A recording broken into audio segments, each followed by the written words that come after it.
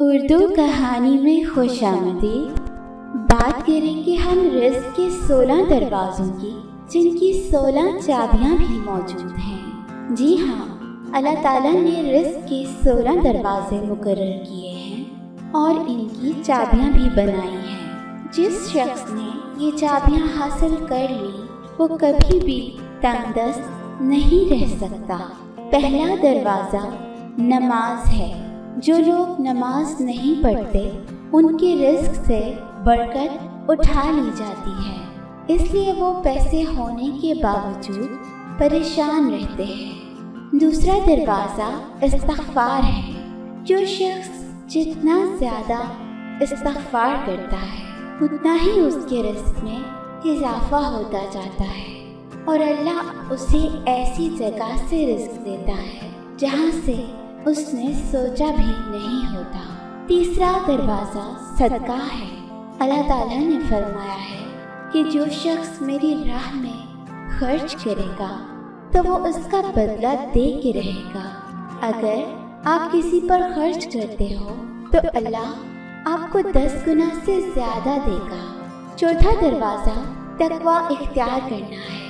جو لوگ گناہوں سے دور رہتے ہیں اللہ پاک آسمان سے ان پہ رزق کے دروازے کھول دیتا ہے۔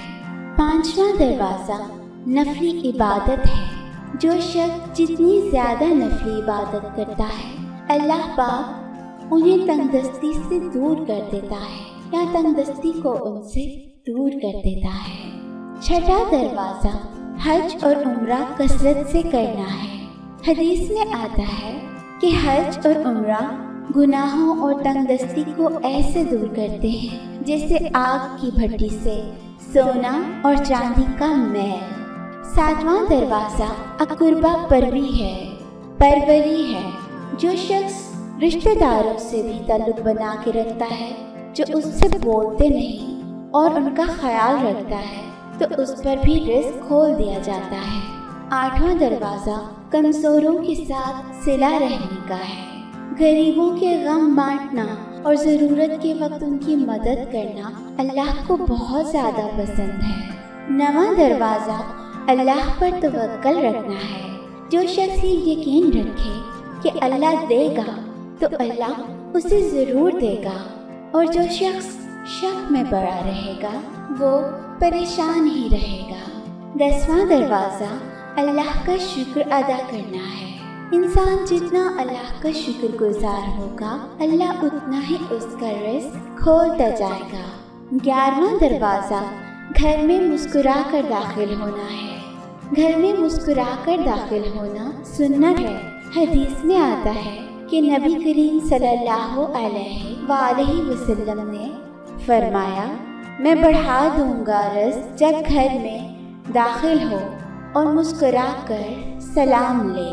12واں دروازہ ماں باپ کی اطاعت ہے۔ ایسے شخص پر کبھی رزق تنگ نہیں ہوتا جو اپنے ماں باپ کا تابع فرما ہوتا ہے۔ 13واں دروازہ ہر وقت باوضو رہنا ہے۔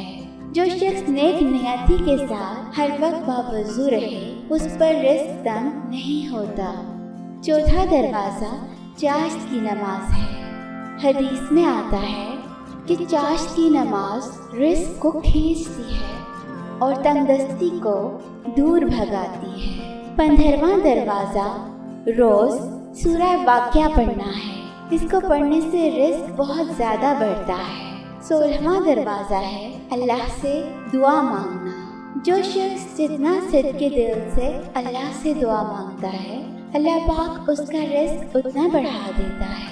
اللہ پاک ہمیں ان تمام اعمال پر اخلاص سے عمل کرنے کی توفیق عطا فرمائے، آمین۔ اگر آپ کو یہ ویڈیو پسند آئے ہو تو اس کو لائک کیجیے، شیئر کیجیے اور چینل کو بھی سبسکرائب کیجیے۔